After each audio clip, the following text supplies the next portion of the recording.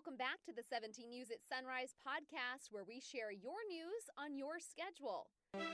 Working in the spirit of the Golden Empire, this is 17 News at Sunrise. Good morning. Right now at 5, a growing surge. More people in Kern County are getting sick as coronavirus cases balloon. The new hotspots in our area and why some areas are seeing an overwhelming spike in active cases. A mysterious death. A local mother is looking for answers after her daughter's unexpected death back in December. Was she the county's first coronavirus death? What her mother is now trying to figure out. And baseball is back after nearly 4 months. Our national pastime returns today. How this season is going to be different, and the big series all fans are looking forward to coming up in just a few days. Today is opening day, Thursday, July 23rd, 2020. Good morning, Kern County, and thanks so much for starting your day with us here on 17 News at Sunrise. It is 5 a.m., and yes, today is opening day. Maddie, I know that you know how excited I am for this day. I've got my Dodger tie on today, supporting my boys in blue. You know, so many analysts have the Dodgers looking pretty good this season. So fingers crossed, and I know that Kevin Charette, we should bring him into this conversation. I know Kevin is a huge Dodger fan as well. We're all excited for baseball. I know it's bringing a smile to a lot of people's faces today when we really could use one. Let's check in with Kevin now. Pretty excited? Yeah, I'm torn because, I've lived in California for about 15 years, and I'm also from Seattle, so I've got a Mariners side to me. And, the cutout thing, that's kind of a cool thing. The Mariners are doing it as well, so I have to choose what cutout I want to buy. Let's talk about the forecast. And yesterday, look at this. We were in the 90s, 98 degrees, and the good news for everybody today, it's going to be even cooler than that. Let's take you outside and show you what our skies look like. And we're clear. It's still quite dark out there right now, and our temperature sitting at 71 degrees. We have light wind out of the north at 7 miles per hour. As we take a look at the dog walk forecast, hey, what a great day to take the pups out for a walk. You can see throughout the morning, things are looking great. We start to warm things up right around 5 o'clock, so by that time, hopefully we can get those walks in. 54 degrees in Tehachapi right now under a calm wind, just a light breeze expected today. You can see the temperature starting out in the 60s and then rising into the lower 80s. I'll have much more on your weather. That's coming up in just a little bit. All right, thanks, Kevin. Your time now is 5:02. And we begin this morning with the latest on the coronavirus pandemic. Yesterday, we learned that 10 more people have died from the pandemic here in Kern County. We also saw another overwhelming jump in positive cases. Here's a look at the numbers. More than 1,100 cases were reported on Wednesday. Most cases are considered active. 159 people are in the hospital. 66 are in the ICU. 115 people have died from the virus since March. 25 of them died this month alone. A vast majority of areas in Kern County saw an increase in active cases, but some more than others. There was a more than 1,700% jump in active cases in Tehachapi. Since March, 203 people have tested positive for coronavirus in the mountain town. 167 are currently infected. Local health officials tell 17 News the spike in Tehachapi could be attributed to the surge in cases at the prison. Meantime, the hardest hit area in Bakersfield is the Rosedale area. Zip code 93312 saw a nearly 700% jump in the past month. There were 44 active cases a month ago. Now 350 people are currently infected. Bakersfield zip code 93314 isn't far behind. That area saw a nearly 600% jump. There were only 23 people infected a month ago. Now 159. Other areas that saw significant increases in active cases include Wasco, which saw a 747% increase. Shafter and Bakersfield zip codes 93313, 11, and 08. We want to put this jump in cases into perspective. Many of the 1,100 cases reported were from people who took the test at the end of June and beginning of July and are just receiving results and being confirmed by the county. But we're still seeing hundreds of new cases each day. Kern Public Health says they've had to bring in extra staff to deal with a massive backlog of tests. Local officials will give us an update on the pandemic here in Kern County. It's the first time we'll hear from officials since the surge in cases and being placed on the state's monitoring list. You can watch that briefing live on TV 17. We'll also stream it to our KGET Facebook page. It begins at 10 a.m. 17 News has learned the Department of Health and Human Services will formally announce it is bringing COVID surge testing to Bakersfield. It all starts today. Congressman Kevin McCarthy says a self-contained lab staffed by a team of federal technicians will set up a drive-through testing facility capable of processing 60,000 tests a week. McCarthy says the state has signed off on the plan. We will learn more today and have a follow-up report for you later.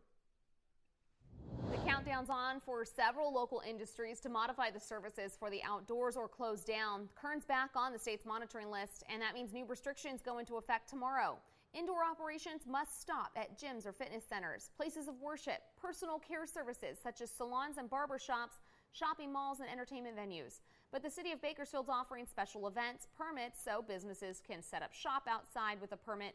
They can operate on the sidewalk, in a parking lot, or even on a city street. It takes about 5 business days to complete the process of getting a permit, so even if a business submitted its application today, the soonest it could open outside would be next week. Slow backlog coronavirus testing is something we've been looking at here at KGET for several months now, but behind those pending results are real people waiting for answers.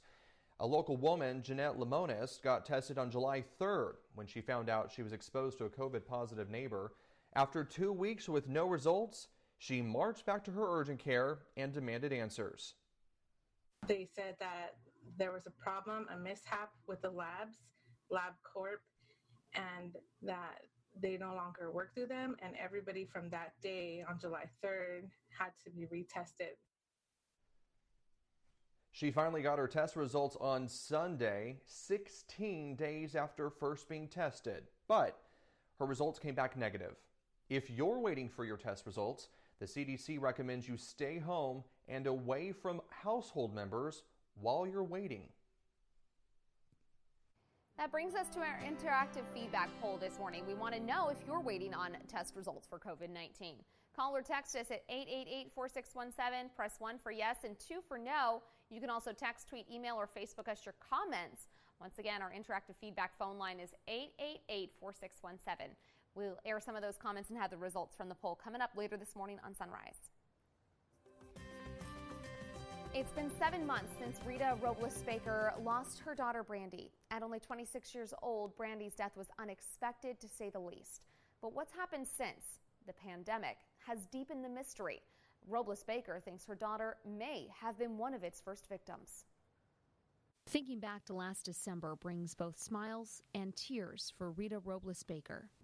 Sunday we went out and we had dinner. We watched a play at the Stars, and that's when she wouldn't eat. And she had a voracious appetite, and for her not to eat, and she kept specifically saying things did not taste right or smell right. I brushed the whole thing off as a cold or with the coughing and the chest pain until I found her dead. That was on December 21st. The world hadn't even heard of COVID-19. It would still be weeks before officials in Wuhan, China, confirmed the first death due to the virus. On January 6th, what would have been Brandy's 27th birthday, friends and family came together to remember and lay her to rest. I think it's a daily struggle. I love her as much now as I did before, and I talk about her just like I did before. Unfortunately, I just miss her. She's left a big void. But with that void, there's also a nagging suspicion that started to grow as cases of the novel coronavirus were confirmed in the U.S., then California, and eventually, 3 months after Brandy's death, in Kern County. The official cause of death on the coroner's report says acute bronchopneumonia. Something didn't feel right to me about the whole situation. I did trust in the coroner's office and their cause of death, but it's still, as the months went by, things, especially like you said, the sense of smell, the chest pain, it really just, in my mind, I wondered. And the coroner's report, when I finally did receive it, talked about white blood cells, numerous white blood cells in the lungs, and I understand that that's a thing with COVID, is the body attacks itself. And as Robles Baker began to wonder, so did public health officials. The governor asked coroners to look for deaths that could have been caused by COVID-19 before we even thought the virus was here. According to the California Department of Public Health, Kern County identified 2 deaths, one of which we know was Brandy's. But that's where the investigation has stopped. Officials with CDPH must review the cases to determine if they meet CDC criteria for further testing. So far, no samples from Kern County have been forwarded to the CDC. It matters to me because it would be a haunting question. I'd always wonder. It's not going to bring her back. Robles Baker isn't done fighting for answers. If she can't get a test from the CDC, she says she'll find a lab herself to do the testing. But she can't do both. So for now, she has to wait to see if the CDC will approve Brandy's case. As the pandemic plays out, she and many others want to know, just when did it really start? Your time now is 5:11, and 3 more employees of Golden Empire Transit have tested positive for COVID-19.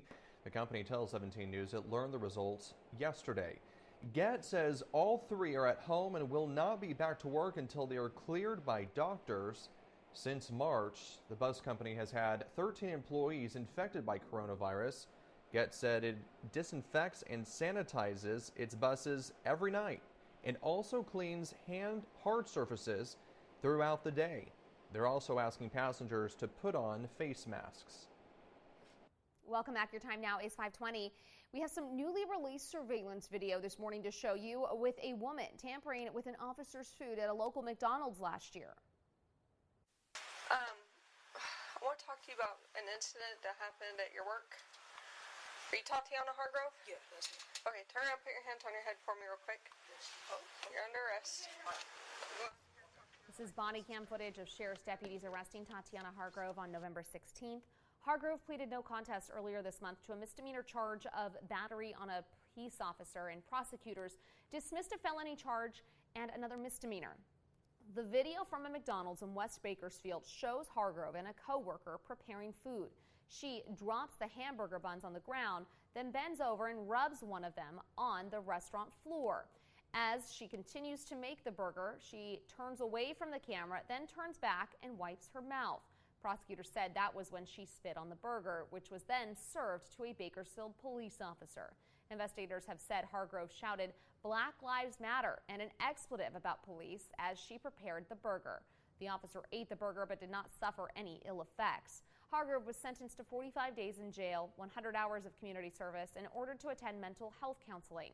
In 2018, Hargrove claimed she was a victim of police brutality when she was arrested after a struggle with Bakersfield police, who mistook her for a man. She sued in federal court, but a jury ruled in favor of the city and the officers. You can see this video anytime on our website, kget.com. Just click on the hot link icon to find that story. 17 Court Watch now this morning. A former teacher's aide accused of committing a lewd or lascivious act with a child is due in court. Steve Gonzalez was 45 when he was arrested in February 2019 after being accused of engaging in sexual conduct with a child.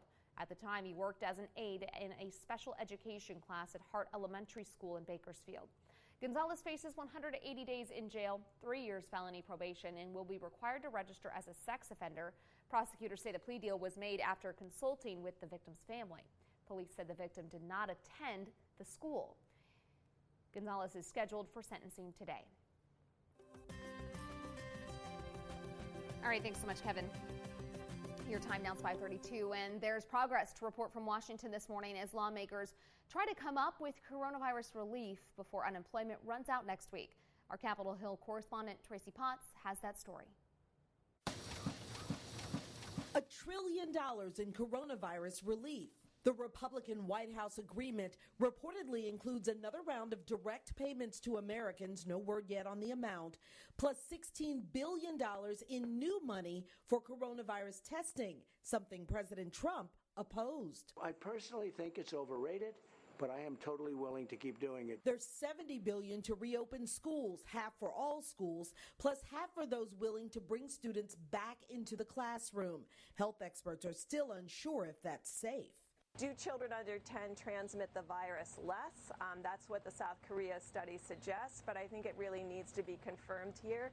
Extending the $600 a week unemployment bonus that runs out next week, that's still undecided. We cannot allow there to be a cliff in unemployment insurance, given that we're still at about 11% unemployment, about 17 million Americans out of work. Democrats have yet to weigh in, blaming Republicans for reckless delay. We're still on the 20-yard line. Where have the Republicans been? Republicans hoping to introduce their version today. With that extra unemployment payment still up in the air, today jobless claims come out. We could be looking at the 18th straight week of more than 1 million people filing for unemployment. Tracy Potts, NBC News. The 17 News at Sunrise podcast is a production of KGET and Nexstar Media Group. For more on all of the headlines in today's show, head to kget.com.